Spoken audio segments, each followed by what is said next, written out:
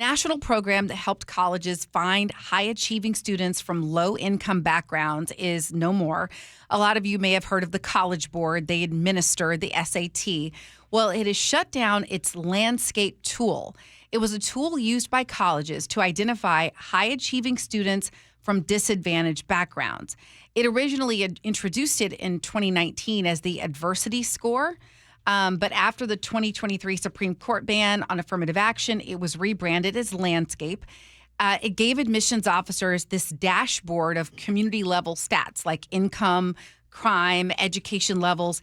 It never included data on race, and colleges used it as a race-neutral way to maintain diversity. Well, that still wasn't good enough.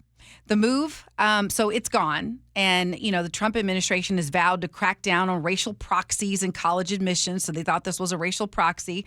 Critics warn that eliminating this tool could further limit access for low-income students as colleges scale back their diversity efforts under legal and political pressure. So this was a program just for low income, but you had to be high achieving. They looked at your SAT and connected you, so that is gone.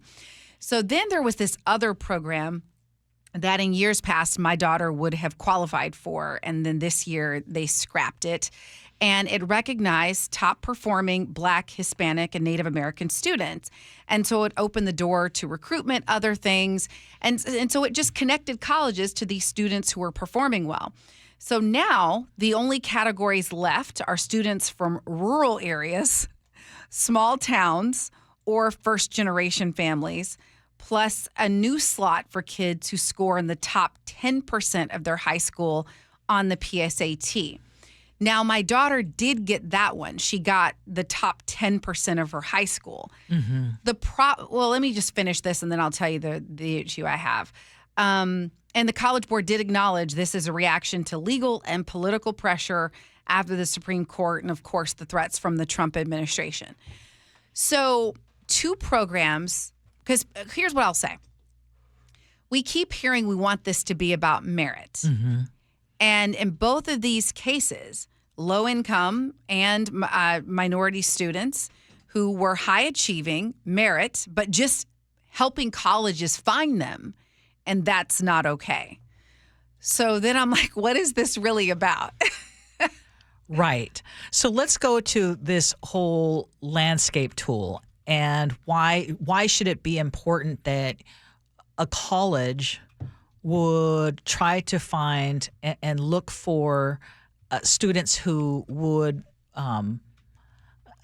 essentially fall under this category, which, I mean, if you think about the number of students that are applying for each and every one of those colleges. 20,000 applications, yes, 50,000 exactly, applications. Always. Yes. And, a few admissions officers looking through this mountain of applications. And again, if you believe that, okay, it should be based on merit, but also shouldn't it be something that students that typically don't get picked to go to these colleges would have access to, whether it is, that's essentially what we're talking about, right? Mm-hmm. So it's I'm a way just to curious. bring. There's so many different types of diversity. Yes, and being able socioeconomic would be able one to of them. look at those factors. And I mean, because I don't want my kid to go to college where there's nothing but rich people, or there's nothing but, you weren't able to be intentional about the community they're creating. Colleges isn't just an academic place; it's a community, and so this is another way where they are not able as an organization, as a college, as a university, able to be intentional about their community. Right. And I think this whole idea of being intentional and not having that capability anymore is a loss to everybody. It's a loss to everybody. And then this one related to, I want to point this out, and we had this discussion on our meeting earlier. So the second program, the National Recognition Program that recognized top-performing Black, Hispanic, Native American students. Okay, so we're going off merit again. My daughter, with this new model, she is in the top 10% of her school, so she's part of that. She's still being put at a disadvantage, and here's why. Let's say we have, 5,000 slots in a school, and 10 of those people, let's say 10 Native Americans were really highly qualified, top of their school. But you had thousands of, let's say, a different type of student who's qualified. If you have no way of making that distinction and saying, hey, I want to make sure this class is diverse, and if it's just a lottery of a bunch of people who are all qualified, you are going to have less. Statistically, the math, and they know that.